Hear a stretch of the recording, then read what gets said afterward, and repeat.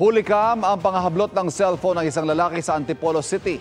Ang suspect, nagpa-cash in sa e-wallet pero may masama palang pakay. Nakatutok si EJ Gomez. Sa kuha ng CCTV, kita ang pagbili ng lalaking ito sa isang tindahan sa Barangay de la Paz, Antipolo City, alas 10 ng gabi nitong Biyernes.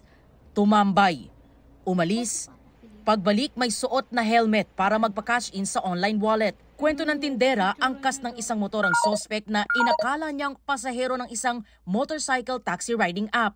Nagpa-cash in po siya ng 50 pesos and then nung nasend ko na po, sabi niya po kung pwedeng picturean niya daw po yung resibo.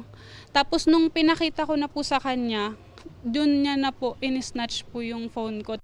Sinubukan daw habulin ng barangay ang mga suspect. Hinabol po nila hanggang sa taktak nila nahabol kasi sobrang tulin po ng takbo ng motor. Nagkakahalaga ng 13,000 pesos ang natangay na cellphone na naglalaman ng 2,800 pesos sa online wallet nito. Pinaghahanap na ng mga otoridad ang mga suspect. Paalala sa mga tindahang nag-o-offer ng cash-in sa mga online wallet. Huwag nilang ibigay yung cellphone. Halimbawa, hingi po sila ng picture confirmation. Kung gusto nilang picturean, kunin nila yung cellphone ng customer para sila na mag-picture. Para sa GMA Integrated News, EJ Gomez, nakatutok, 24 oras.